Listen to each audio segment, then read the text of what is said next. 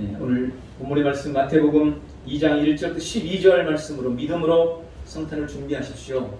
믿음으로 준비하는 성탄이라는 제목으로 함께 은혜 나누겠습니다. 노르웨이의 작은 도시에 양의 교회라는 교회가 있다고 합니다.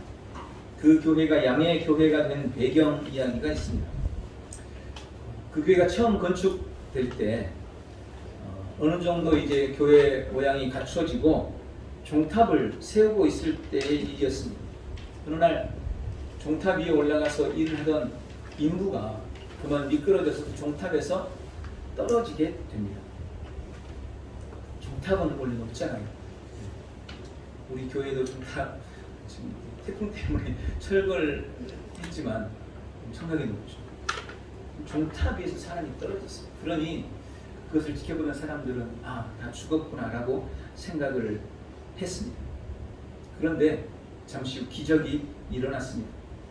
떨어져서 죽었을 줄 알았던 그 사람이 자리를 털고 일어난 것입니다.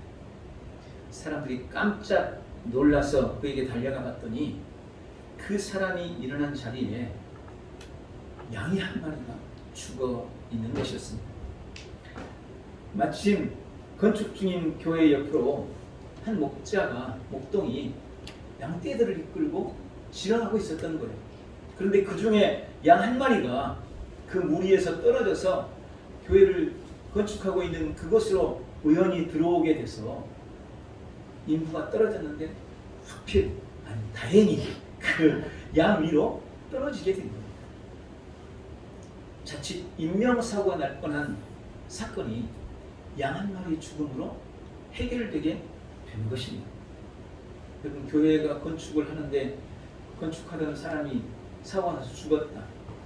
그럼 이게 뉴스거리가 됐죠. 특히 요즘 같은 때는 벌떼처럼 일어나는 거예요. 양의 생명으로 사람이 구원을 받은 것입니다. 교회의 성도들은 사람의 목숨을 대신해서 죽은 그 양을 기념하기 위해서 종탑 밑에다가 양을 새겨 넣었습니다. 그리고 교회의 이름을 양의 교회라고 짓게 되었다는 것입니다. 여러분, 사실 이 땅에 존재하는 모든 교회들은 다 양의 교회입니다.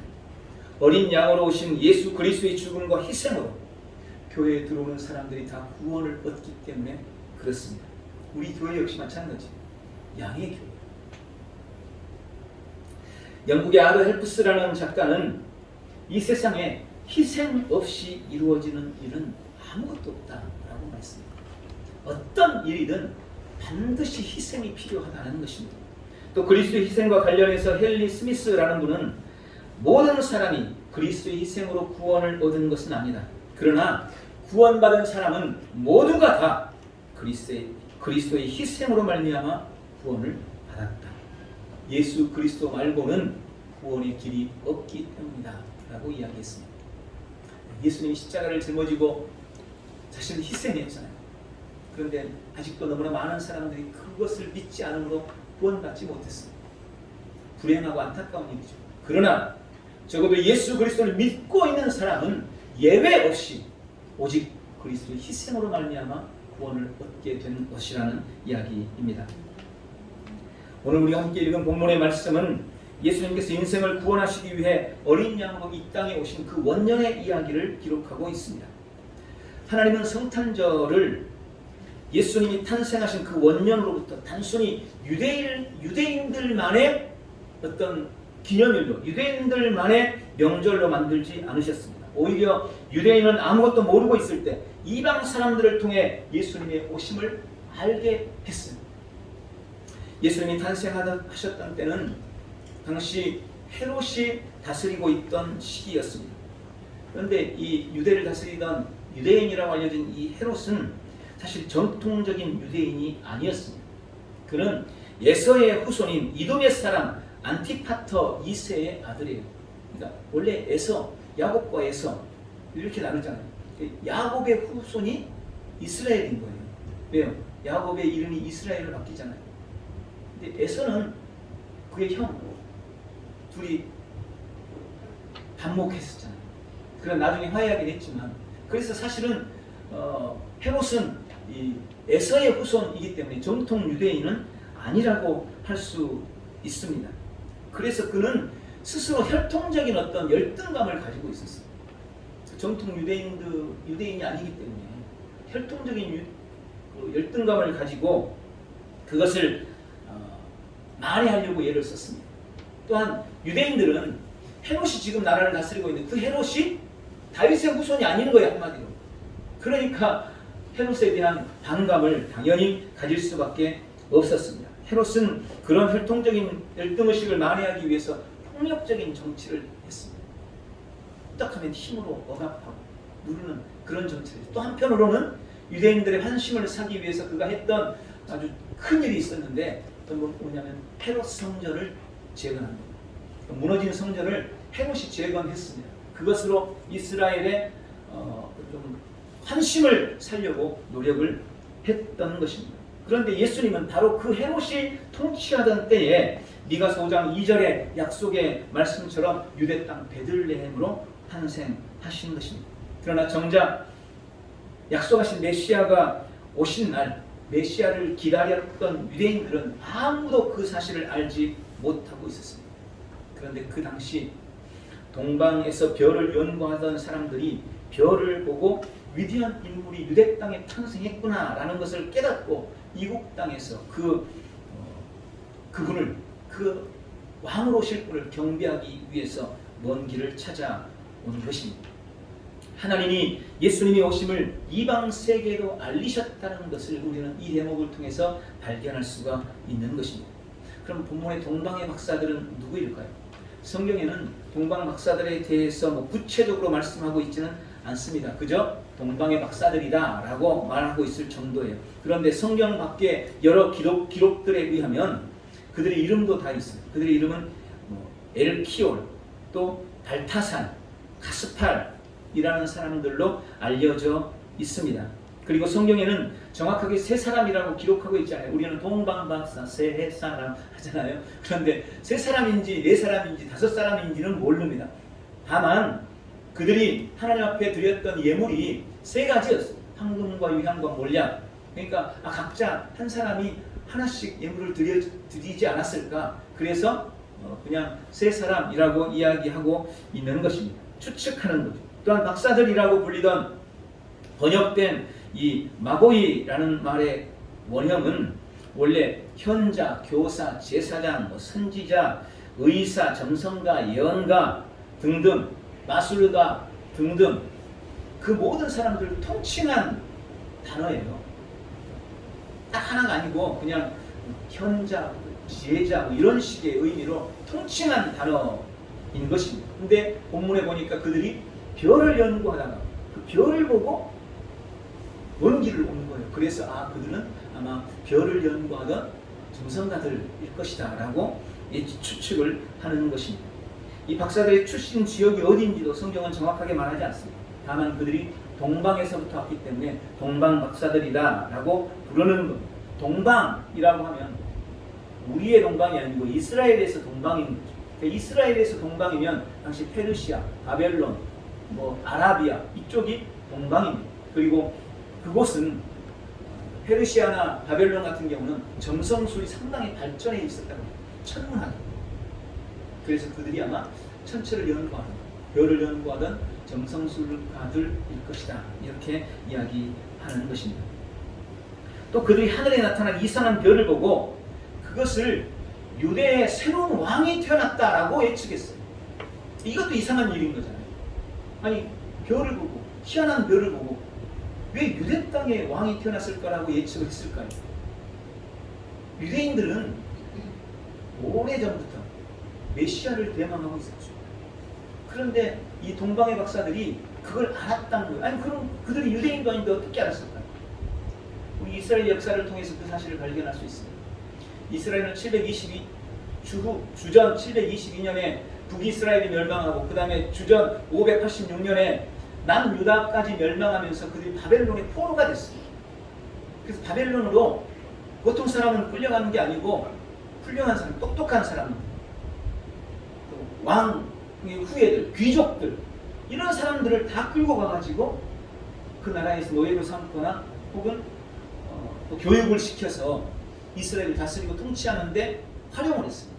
그때 끌려갔던 사람들이 70년 동안 그곳에서 노예 생활을 하고 바벨론에 거주를 하면서 그런 자신들이 가졌던 메시아 사상에 대해서 이야기했을 것이고, 그것을 민간에 퍼지게 되면서 바벨론, 페르시아에 있는 이 동방의 박사들도 구약의 유대인들이 가진 메시아 사상에 대해서 알고 있었던 것이다 라고 우리가 생각을 해볼 수가 있는 것이죠. 희한한 별, 이상한 별, 위대한 왕의 별이 떴는데 그것이 동방의 박사들은 유대의 그들이 기다려왔던 메시아의 별, 왕의 별일 것이다 라고 예측을 하고 유대 땅으로 찾아오게 된 것입니다. 그러나 정작 유대의 사람들은 자신들에게 메시아를 보내줄 것이라는 하나님의 언약과 약속을 가지고 있었음에도 불구하고 메시아 탄생의 소식을 이방의 방문객들로부터 듣게 된 그런 아이러니가 벌어지고 만 것입니다. 저는 오늘 성탄의 주인공으로 이 땅에 오신 예수님을 맞이하던 그를 예수 그리스도의 오심을 준비하고 맞이했던 사람들의 이야기를 통해서 성탄을 기다리는 우리의 마음, 우리의 태도가 어떠해야 될지에 대해서 함께 은혜를 나누려고 합니다. 오늘 본문을 통해서 주님은 먼저 예수님은 약속대로 이 땅에 오셨다고 우리에게 말씀하고 있습니다. 오늘 본문은 첫 번째 성탄절의 이야기예요. 근데 그 첫 번째 성탄절에 예수님을 축하했던 사람들은 아이러니하게도 말 그대로 동방의 박사들이었습니다. 하나님은 동방의 박사들을 초청했고 그들이 첫 번째 예수님을 환영한, 축하한 인물들이 된 거예요. 정작 메시아를 대망했던 이스라엘은 주님을 맞이할 어떤 준비도 하고 있지 않았습니다. 주님은 이방인 박사들로 하여금 주님을 맞이하게 하셨고 첫 생일을 축하하게 하셨던 것입니다. 그들은 멀리 페르시아에서 지금 이란 땅이죠. 이란 땅에서 별을 보고 유대 땅에 왕이 올 것이다 라고 깨닫고 먼 길을 오게 됩니다. 여러분, 이 짧은 길이 아니에요.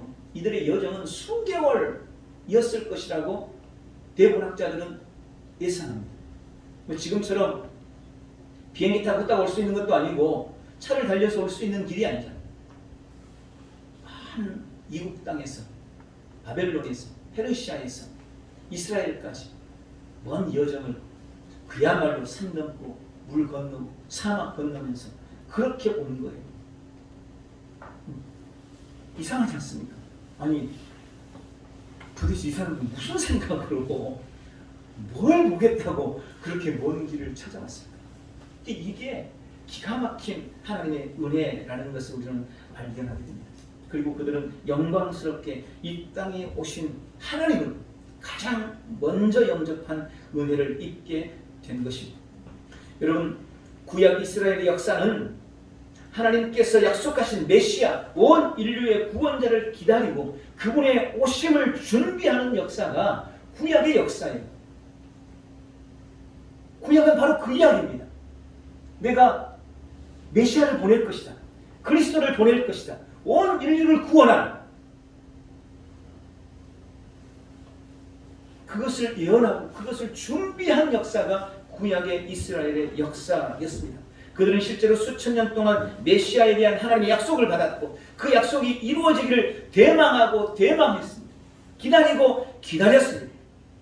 그리고 마침내 때가 돼서 약속대로 예수님이 오신 겁니다. 약속대로 성령을 통해서 잉태되셨습니다. 약속대로 동정녀를 통해서 탄생하셨습니다. 약속대로 베들레헴에 오셨고 약속대로 낮고 천한 모습으로 오시는 것입니다. 그러나 주님은 그렇게 약속대로 예루살렘의 베들레헴에 예수님은 오셨지만 예루살렘의 헤롯이나 서기관들과 대제사장들, 종교 지도자들은 예수님의 탄생 소식을 듣고도 그 예수님을 영접하지 않았습니다. 오늘 본문이 그것을 분명하게 말씀해 주십니다. 본문 3절에 헤롯 왕과 온 예루살렘이 동방 박사들로부터 그 이야기를 들었어요. 왕이 왔습니다. 왕이 어디 왔습니까? 어디에 태어났습니까? 우리가 그분께 경배하기를 원합니다. 라는 박사들의 말을 들었지만 그들은 그걸로 기뻐하지 않았습니다. 또 예수님을 찾아서 경배하지도 않았습니다. 다만 그렇게 기록하고 있어요. 헤롯 왕과 온 예루살렘이 듣고 소동한지라. 여러분, 그들은 기다리던 예수님이 왔지만, 메시아가 왔지만 그것을 기뻐하는 대신 소동했대요. 소동. 여기서 이 소동이라는 말은 긍정적인 단어로 쓰인 게 아니고 부정적인 단어로 쓰였어요. 그러니까 다른 말로 말하면 난리가 났다 이 말입니다. 예수님이 왔다는 소문을 듣고 큰일 났구나 이렇게 생각했다는 거예요. 큰일 났구나. 실제로 그들은 예수 그리스도로 인해서, 새로운 왕으로 인해서 자신들이 가진 기득권을 잃을까봐 전전긍긍했습니다. 왕의 자리를 잃게 될까봐 두려워했습니다. 급기야는 헤롯은 아기 예수를 죽이려고 했습니다. 그런데 그 일에 실패하자 어떤 일이 벌어지니까 예루살렘을 위시해서, 베들레헴을 위시해서 온 지역에 2세 미만의 어린 아이들을 다 죽여버립니다. 예수님을 죽이려고. 그런 엄청난 사륙이 벌어지고 만 것입니다. 그렇게 대망하고 기다리던 메시아가 왔지만 그들은 기뻐하지 않고 영접하지 않고 오히려 소동을 벌입니다. 예수님을 죽이려고 했다는 것입니다. 그런 음모와 해방에도 불구하고 예수님은 이 땅의 인류 역사의 한가운데 오셔서 우리를 구원하십니다. 이사야서 9장의 약속처럼 그분은 기묘자로, 원더풀로,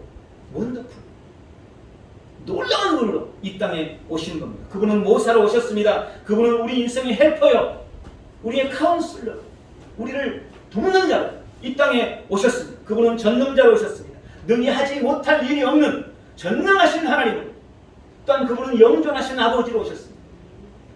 영원히 존재하는 아버지가 오신 거예요. 하나님이 오신 것입니다.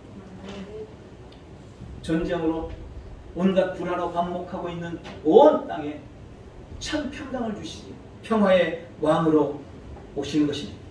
그리고 십자가에서 죽으시고 부활하심으로 우리 인생의 모든 문제를 해결하고 우리의 구원자가 되어 주셨습니다. 나의 구원자, 인류의 구원자가 오신 날이 바로 성탄절입니다. 예수님은 구원자로 약속대로 이 땅에 오셨습니다. 그 예수님 오심을 기뻐하고 감사, 찬송하는 복된 성도들이 되시기를 축원합니다. 우리는 두 번째로 성탄에 대한 무지와 무관심을 버려야 합니다. 구약에 약속된 다윗의 혈통으로 이 땅에 오신 예수님을 기다리며 가장 먼저 그분을 맞이해야 될 사람들은 당연히 그 약속을 직접 받은 유대인들이었습니다. 그러나 그들은 주님이 주신 약속에 대한 지식은 있었지만, 그래서 예수님이 어디서 탄생하실 것이라는 것도 명확하게 알고 있었지만 정작 주님 오심에 대해서 무관심했고 준비도 하지 않고 있었습니다. 그래서 하나님께서 육신을 입고 오신 주님을 맞이하는 축복을 이방인들에게 빼앗기고 맙니다. 그럼 지금 우리는 어떤 마음을 가지고 성탄절을 준비하고 있습니까? 어떤 성도 집에 성탄 트리가 세워졌답니다. 그리고 가족들은 서로에게 선물을 준비해서 트리 밑에 쌓아놨습니다. 성탄 이브에 이제 축하하고 성탄 선물도 주고 선물 교환도 하고 이러려고 트리를 멋지게 세워놓고 밑에다가 선물을 쌓아놨습니다. 근데 그 집에 7살 난 막내가 선물 쌓아놓은 선물들을 하나씩 다 보고 있는, 뒤적거리고 있는. 처음에는 좋아서 그런가 보다 했는데 이 아이가 얼굴이 심각해져가지고는 엄마 아빠한테 묻더랍니다. 엄마 아빠, 성탄절은 예수님 생일 아니에요? 그렇지. 그런데 엄마 선물도 있고 아빠 선물도 있고 형 누나 선물은 다 있는데 왜 예수님 선물은 없어요?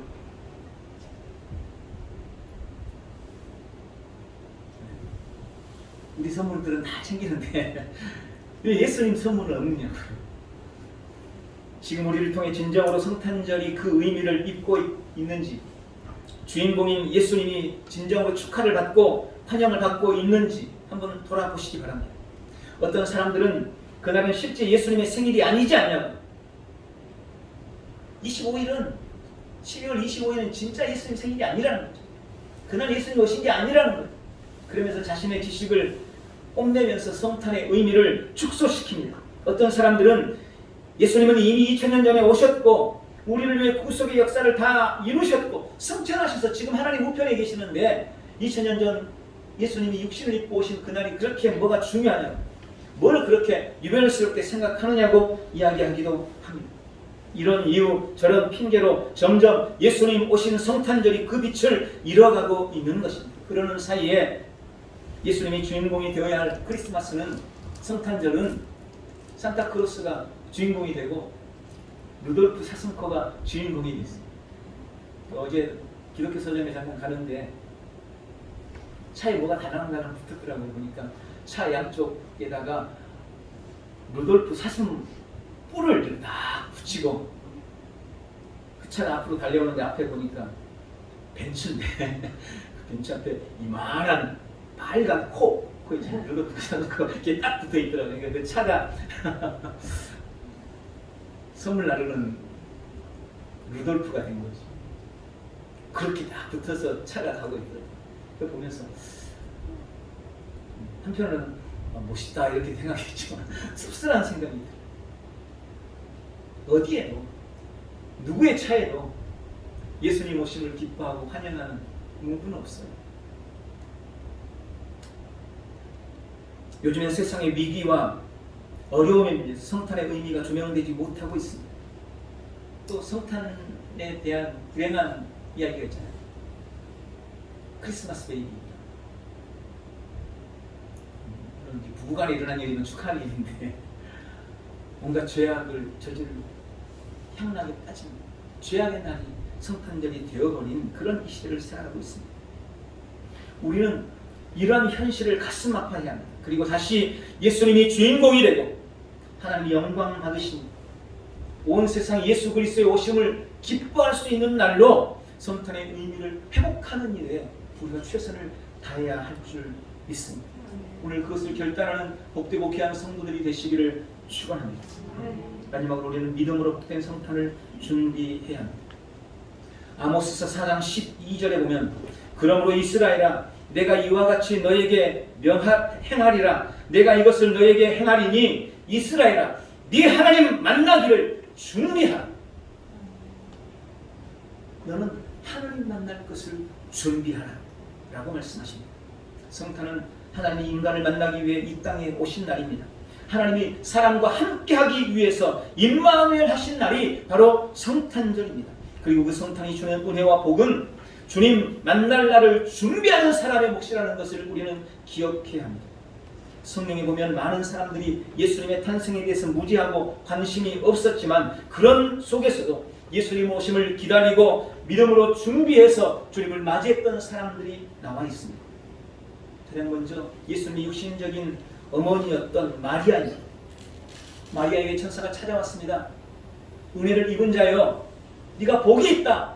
그러면서 말씀하시기를 네가 잉태하게 될 거라는.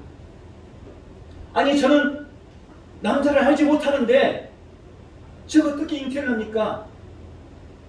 너에게 잉태될 자는 성령으로 잉태될 것이다.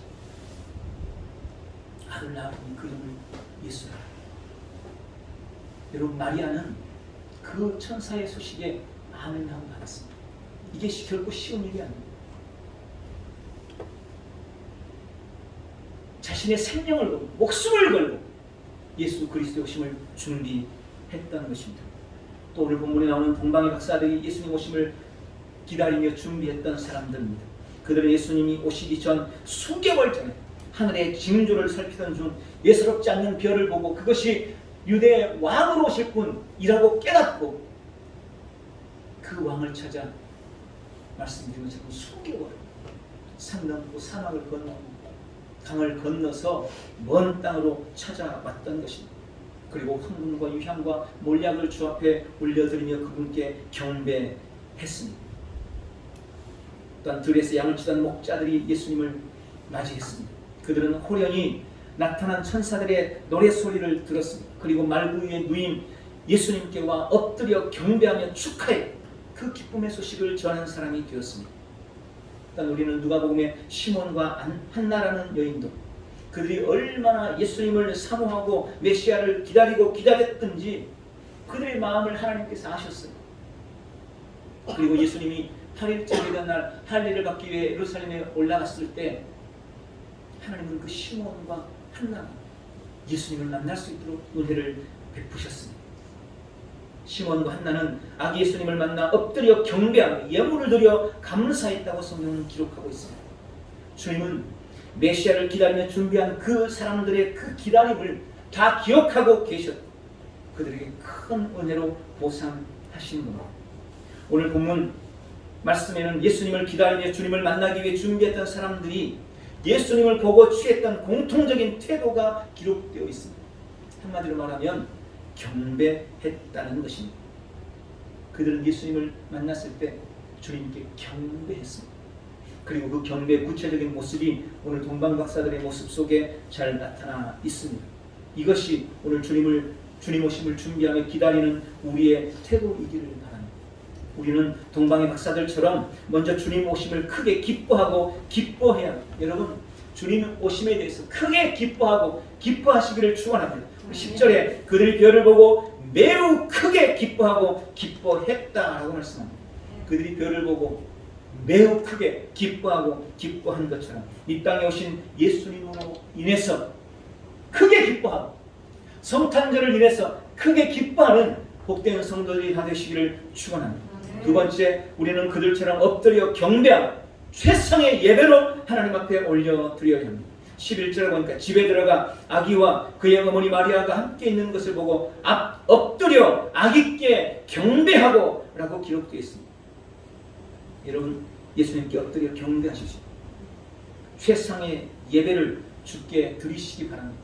성탄절은요, 집에서 쉬는 날이 아니라 하나님 앞에 예배하는 날, 그분께 경배하는 날, 주 앞에 최상의 예배로 경배하는 복되고 귀한 성탄절이 되시기를 바랍니다. 마지막 세 번째는 최선을 다해 예물을 준비하고 감사하시기를 바랍니다. 11절에 엎드려 아기께 경배하고 보배합을 열어 황금과 유향과 몰약을 예물로 드리니라. 여러분,